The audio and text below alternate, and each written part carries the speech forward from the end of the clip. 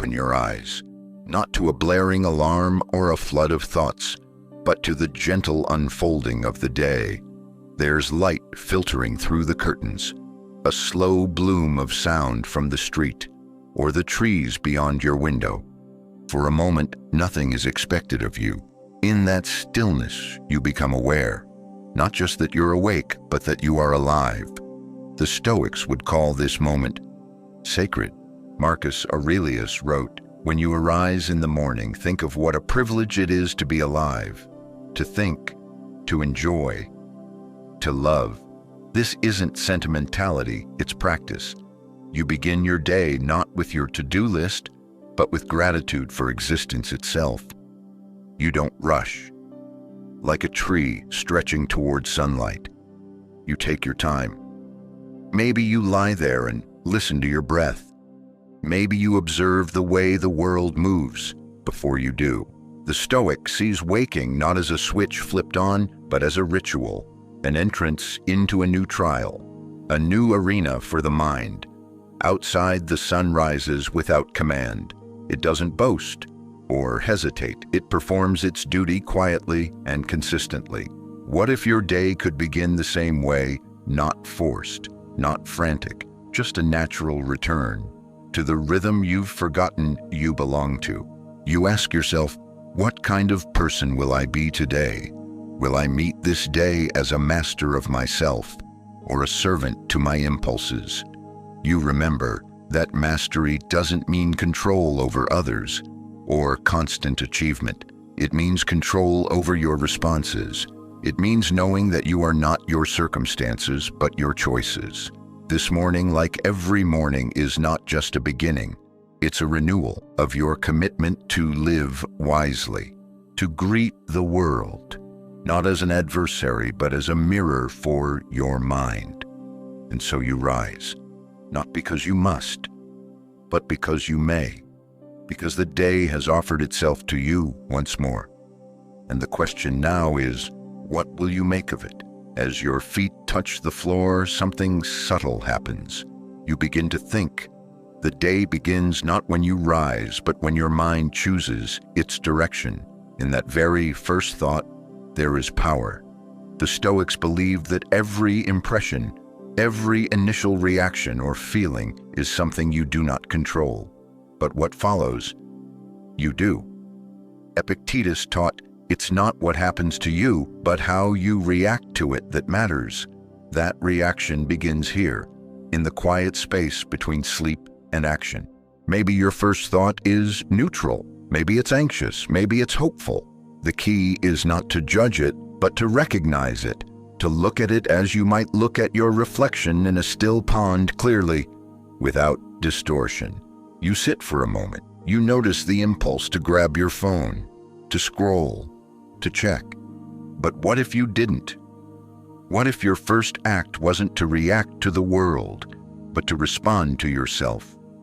To ask, what am I thinking? And more importantly, is it helping me? This is where the Stoic begins. Not with conquest, not with memorized quotes, but with self-awareness. The first thought is your first line of defense, your first step toward virtue. Imagine your mind as a garden. The first thought is the seed. You can plant one of resentment, of worry, of hurry, or you can plant one of calm, of strength, of readiness. The soil is neutral, but the seed determines the harvest. You think of the day ahead not as a battle to win, but a field to till. Not everything will go as planned. It never does. But you remember the Stoic doesn't seek to bend the world, only themselves. So you choose. Maybe a simple sentence, a mantra, a mental anchor. Something like, I am not disturbed by events, only by my judgments of them. You say it quietly, not to change the world, but to change how you meet it. And now something has shifted. You are no longer passive. You are no longer just reacting. You are participating in your own mind. You are shaping your path with the smallest but most foundational choice, the one that starts in thought. You step into the shower, and the water is cold, not icy, but colder than comfort. Your skin recoils, your breath sharpens, and yet you stay. This isn't about self-punishment. This isn't about proving anything. It's a simple physical reminder that discomfort is not the enemy. In fact, discomfort is your ally in building discipline. The Stoics knew this well. Seneca advised practicing poverty hunger or cold, not to suffer, but to train the soul. Set aside a certain number of days, he wrote, during which you shall be content with the scantiest and cheapest fare, with coarse and rough dress, saying to yourself the while, is this the condition I feared? You wash, breathing through the chill, not because it feels good, but because you are choosing something hard on purpose, not to control the body, but to build control within the mind. In that shock of cold, something ancient stirs. You feel fully present. There is no distraction in this moment, only sensation, breath, and will. You are awake now, not just biologically, but philosophically. Modern life trains you to avoid discomfort, warm showers, soft chairs, constant entertainment. But what if that comfort is dulling your strength? What if the real luxury is not ease, but control over yourself? You consider this as water rushes down your back. You are not just cleaning your body, you are sharpening your mind. You are teaching it, I can do what is unpleasant without complaint. I can face resistance and not run from it. And that lesson spreads from the shower to your work, from your commute to your conversations. Every time you choose the slightly harder path, you forge a stronger mind, not rigid but resilient, not cold but disciplined.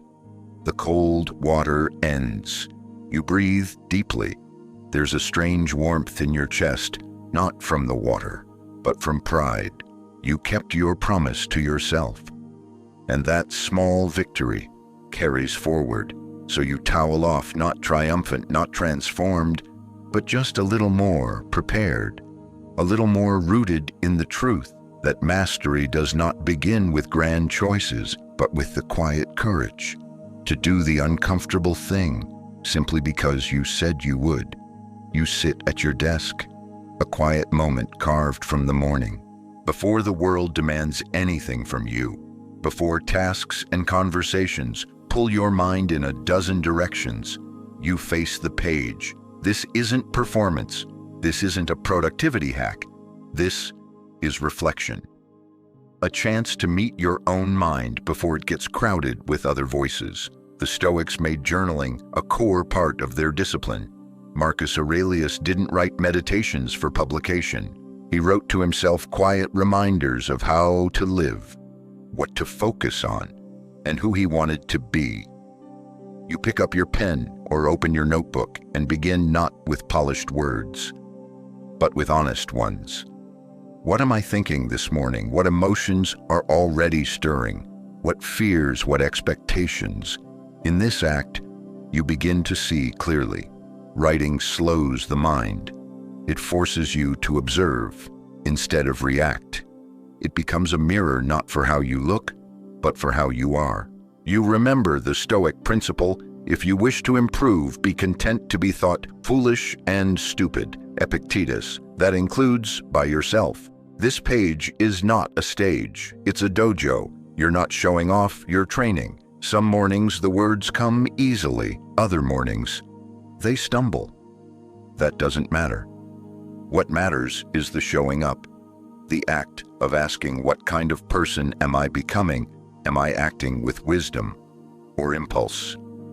You might write down a situation from yesterday, a moment when you snapped or stayed silent when you should have spoken, or doubted yourself too quickly. And now you see it, not to shame yourself, but to prepare. The page becomes a rehearsal. You imagine how you'll respond today if criticized, if ignored, if praised, if cut off in traffic. You arm yourself not with anger, but with clarity. This is your personal counsel, your early morning philosophy. No one else needs to read it. But by writing, you reclaim authorship of your mind. You remind yourself, You are not a drifting leaf. You are steering. As the final words land on the page, there's no applause, just awareness, just a sense that the fog has cleared, if only a little. You rise from your journaling not with answers, but with readiness. You have looked inward before facing outward, and that in itself is a form of mastery. Now the day begins to gather speed. You move through your room, through your home, through your rituals, washing your face, dressing, preparing a light meal. There's a rhythm to it. But beneath that rhythm, something deeper is forming. You are building your inner fortress, not a fortress made of stone, but of stillness, not to shut the world out, but to remain grounded when the world presses in. The Stoics remind you the world is unpredictable. Circumstances shift, people disappoint, praise fades, criticism stings. But you are not here to control outcomes, you are here to fortify your response. You remember Marcus Aurelius's image. The mind that is free from passions is a fortress. This fortress is not built in a crisis, it's prepared in advance. That's what your morning is for. As you button your shirt or tie your shoes, you aren't just getting ready to leave the house, you are layering mental armor. Not to become hard, but to become steady. You are practicing detachment not from people, but from reactivity. The Stoic doesn't seek to retreat from life, but to rise above the chaos within it. You brush your hair, sip your tea, and remind yourself, I do not control what comes today, but I control how I meet it. The modern world encourages speed. It rushes you out the door. It tells you to hustle, to conquer your inbox before breakfast. But you've chosen something different. You've chosen clarity over chaos. Even in these small tasks, you are practicing presence, noticing the texture of your clothes, the steam rising from your cup, the rhythm of your breath. These are anchors. These are reminders. You are not late. You are not behind. You are simply here, and that is enough. You pause, maybe at a window, maybe before you grab your bag or keys. You take one slow breath and ask yourself, what can disturb me today? If I have already decided not to be disturbed, that decision isn't arrogance, it's preparation. You aren't pretending to be invincible.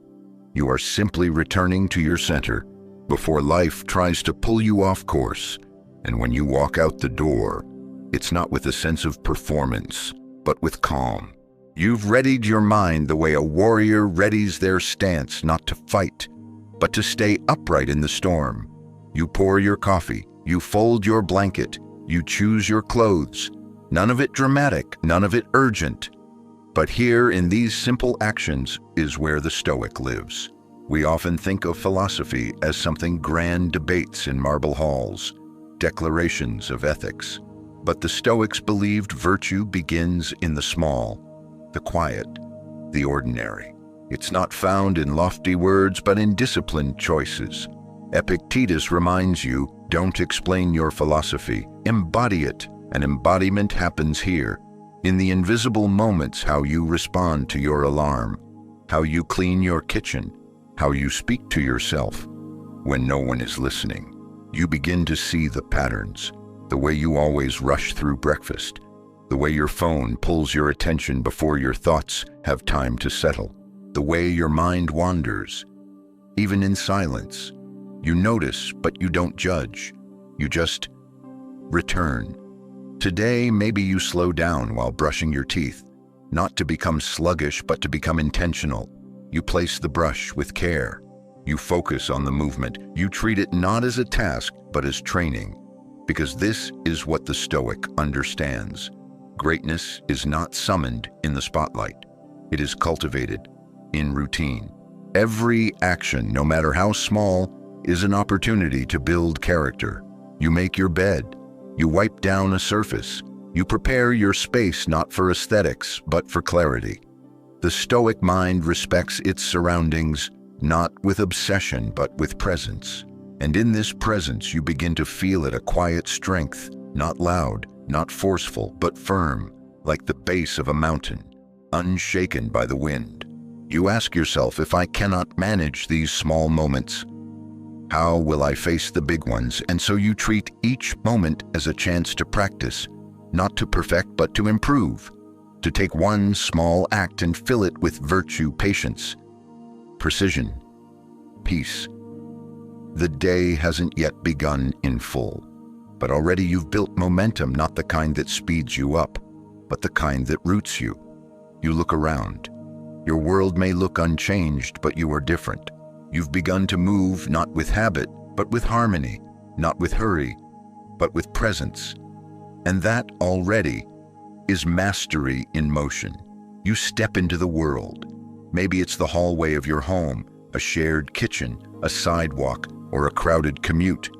You begin to meet people directly or indirectly, and with them comes your next practice. Because Stoicism is not just about how you treat yourself, it's about how you treat others, not in some abstract moral sense, but in the real tangible space of interaction, voices, glances, interruptions, requests. Marcus Aurelius reminds you, when you wake up in the morning, tell yourself, the people I deal with today will be meddling, ungrateful, arrogant, dishonest, jealous, and surly. Not out of cynicism, but out of preparedness. He is not surprised by human nature, and neither are you. The first encounter might be a loved one, a sleepy child, a partner with their own thoughts, a roommate rushing through the morning. Maybe they forget something. Maybe they speak sharply. Maybe they need you before you've finished your coffee. This is the test, not of endurance, but of intention. You remember, people are not obstacles. They are your training ground. Each interaction is a chance to practice kindness, clarity, and restraint.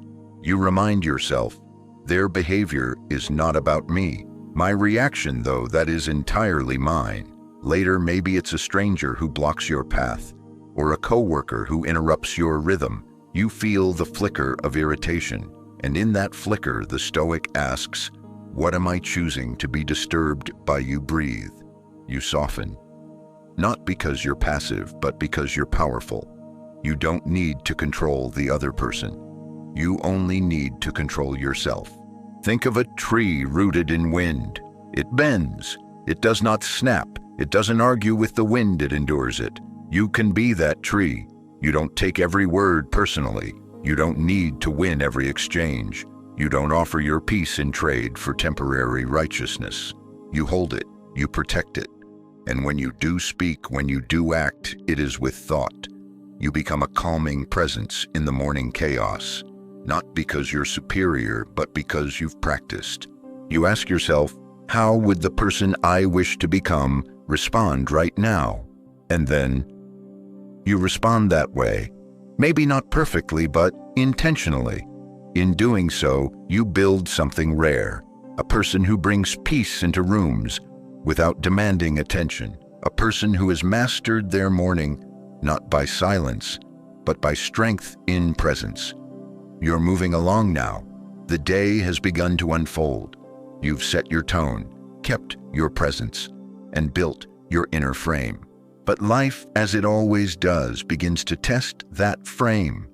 Maybe it's something small. You spill coffee on your shirt. Your internet cuts out. Traffic is worse than usual. A plan you were counting on changes without warning. And just like that, the Stoic morning becomes real. Seneca wrote, "A setback has often cleared the way for greater fortune. Many things have fallen only to rise to more exalted heights. But in the moment, it doesn't feel like a lesson. It feels like frustration. You feel the flicker again, that quick primal urge to complain, to slam a door, to blame something or someone. But you stop, just for a breath. And in that breath, you create space. Space to observe, space to reflect, space to choose. You remind yourself this is not a punishment. This is training. The Stoic does not hope for an easy life. The Stoic hopes to become equal to whatever life brings. So, the coffee spills. You clean it calmly. The meeting is delayed. You adapt. The email you expected never comes. You move forward anyway, not because you're indifferent, but because you've decided not to be ruled by interruptions. Imagine a sailor on a vast ocean. He doesn't curse the wind. He adjusts the sail. He doesn't scream at the waves. He reads them. This is your task too, not to curse reality, but to respond to it wisely. Even your emotions are part of this landscape. You feel them rise: irritation, disappointment, impatience, and you don't suppress them. But you also don't obey them. You acknowledge the feeling, and then you ask, is this worth my peace? Is this something within my control? And if the answer is no, you let it go. Not because it doesn't matter, but because your response matters more. The Stoic knows to be unshaken is not to be numb. It is to have seen chaos before and chosen not to mirror it. So you carry on, slightly stained, slightly delayed, but steady. Because your day is not ruined, it is just real. And you have practiced for this very thing. You have rehearsed equanimity in quiet moments. Now you apply it in unexpected ones. And that is what transforms a philosophy into a life. Before the demands of the day fully take hold, before the meetings, the calls, the messages, you pause. One last moment of quiet, one last breath before action. This is the space for alignment, where you don't just act, but choose how and why to act. The Stoics teach that virtue lies not in what you do, but in why you do it. Marcus Aurelius wrote, "If it is not right, do not do it. If it is not true, do not say it." A simple rule. Yet in a world that moves fast, it's easy to forget. That's why you return to it now on purpose. You ask yourself, what is my intention today? What principles do I want to embody, not just in private, but in public? It's not about having a perfect plan. It's about having a clear compass. You can't control every result, but you can ensure your direction is rooted in something deeper than impulse. Maybe your goal today is to finish a project, to meet a deadline, to handle a conflict. The outer goal matters, but the inner posture matters more. Will you rush with anxiety or proceed with integrity? Will you seek to impress or to serve? You remember the Stoic works not for applause, but for harmony with their own values. You are not here to please everyone. You are here to do your part well. Even in modern life, with all its complexity, you still have this ancient power, the ability to choose purpose over pressure. Think of a musician tuning their instrument before a concert. No matter how skilled they are, if their instrument is misaligned, the music will suffer. You are tuning yourself now not to perfection, but to principle. You list your priorities, you clarify your boundaries, you anticipate challenges not with dread, but with preparation.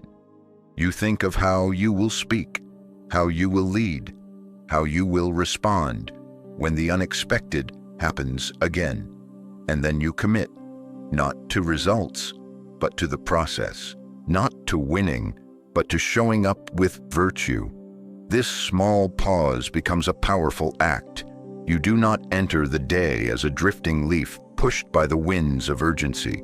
You enter it as a sailor hand on the rudder, eyes on the stars. You've aligned, you've chosen your posture, and now, when the action begins, you know what you're moving toward and who you're choosing to be. Now, as the morning draws to a close, you begin to feel the momentum of the day. Life starts to accelerate. Conversations begin. Tasks appear. The outside world becomes louder. But something has changed. You are not being carried by the current. You are walking with purpose. You are not perfect, but you are anchored. The Stoics never promised control over events. What they promised was control over your character.